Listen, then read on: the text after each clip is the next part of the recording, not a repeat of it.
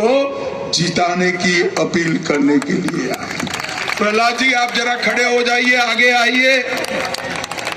मैं देश में जिस जिस क्षेत्र में जाता हूं, वहां के मतदाता कहते हैं हमारे सांसद को भाई साहब मंत्री बना देना।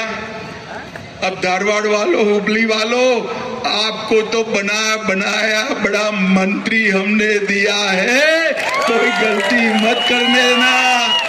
मेरी बात समझ रहे हैं या नहीं समझ रहे? ये युवा समझ रहे हैं या नहीं समझ रहे? आप प्रहलाद जोशी को दिल्ली भेजो, उनको बड़ा बनाने का काम हम करेंगे भाइयों। हम भाई और बहनों, प्रहलाद जोशी देखने में सीधे साधे हैं, मगर हुबली धारवाड़ का काम आता है तो धड़ाम से मेरे साथ भी झगड़ा कर लेते हैं। कोरोना आया, सबसे ज्यादा वैक्सीन अगर कहीं आया तो हुबली धारवाड़ में आया। मुझे बताओ भाई, सबको वैक्सीन मिला है या नहीं मिला है? अरे दो मिले हो तो दोनों हाथ खड़ा करो जरा।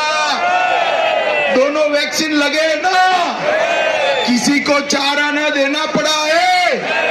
मोदी जी ने कॉफी पिलाकर मुफ्त में वैक्सीन दिया ना, इसके लिए ये हमारे धारवाड़ के सांसद ने झगड़ा कर आपको कोरोना से सुरक्षित करने का काम प्रहलाद जोशी। धारवाड़ के अंदर 100% घरों के अंदर नल से जल पहुंचाने का काम हमारे प्रहलाद जोशी ने करा है। ताली बजाइए जरा जोर से प्रहलाद के साथ। और प्रहलाद जी ने धारवाड़ की लाखों माताओं के घर में गैस का कनेक्शन दिया।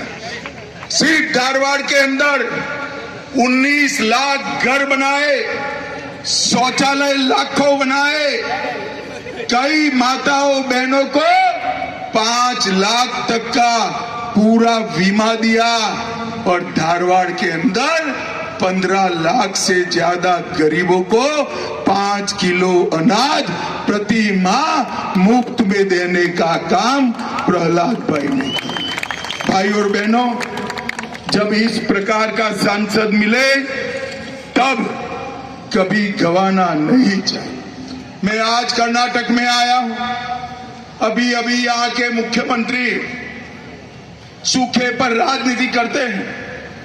सूखे का पैसा क्यों देर से पहुंचा, आज मैं कर्नाटक की जनता को सत्य बताना चाहता हूं।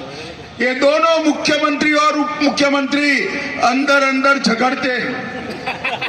उप मुख्यमंत्री मुख्यमंत्री को गिराने में पड़े और मुख्यमंत्री टिकने में पड़े। दरख्वास्त ही लेट कर दी, 3 बार दरखास्त भेजी, तीसरी दरखास्त आते आते आचार संहिता आ गई, इसलिए लेट हुआ है। और ये लोग झूठ बोलकर भारतीय जनता पार्टी पर आरोप कर रहे हैं। भाई और बहनों, उनको लगा कि अभी हमारा जेडीएस से समाधान है, तो रेवन्ना का सीडी आया। उनको लगा भारतीय जनता पार्टी को घेर ले। मैं आज स्पष्ट कर जाता हूं, किसी भी महिला के साथ कोई भी अत्याचार करे, भारतीय जनता पार्टी इसके साथ नहीं रह सकती। सुन लो सिद्धरामैया जी, डीके शिवकुमार जी, सरकार आपकी है, कांग्रेस पार्टी की है। कदम उठाना था तो आपको उठाना था। आपने जब तक वोकल लिग्गा बेल्ट का चुनाव न हो कोई कदम नहीं उठाया, राजनीति करी, उनको भागदार जाने दिया। अरे हिम्मत है तो सच बताइए, आपके कारण जघन्य अपराध करने वाले भाग गए। मैं आज हुबली धारवाड़ वालों को बताता, भले हमारे साथी हो, हमारा स्टैंड स्पष्ट है। जो इस प्रकार के कृत्य करता है, कठोर से कठोर सजा उनको दिलानी चाहिए, देर नहीं करनी चाहिए। भाई और बहनों, ऐसे भयंकर अपराध में भी ये राजनीति कर रहे हैं। मैं आज कर्नाटक सरकार को पूछना चाहता हूं, 18 अप्रैल को नेहा हिरेमठ की हत्या हुई, किसकी जिम्मेदारी है? भाइयों बहनों बताओ आप, किसकी जिम्मेदारी है? और ये कह रहे व्यक्तिगत मामला है। क्या बच्ची बन ठन कर कैंपस में नहीं जाएगी? आप सुरक्षा नहीं करोगे? इसकी हत्या कर दी जाएगी? अरे नहीं बन पड़ता है तो छोड़ दो, हम कर्नाटक को सुरक्षित करेंगे।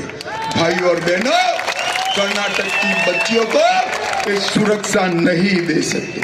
विधानसभा के अंदर पाकिस्तान जिंदाबाद के नारे लगते हैं और सिद्धरामैया जी कहते हैं मुझे सुनाई नहीं पड़ा। अरे सुनाई नहीं पड़ा तो कान रिपेयर कराओ। हमें दिल्ली में सुनाई पड़ा, माइनॉरिटी के इनके विधायक के घर को आग लग जाती। एसडीपीआई केरल में इनका समर्थन करती है। भाइयों बहनों, ये विकास नहीं कर सकते, तुष्टीकरण की राजनीति कर कर कर्नाटक को खतरे में डालने का काम। मोदी जी के आने से पहले कर्नाटक में 25 नेशनल हाईवे थे, 6000 किलोमीटर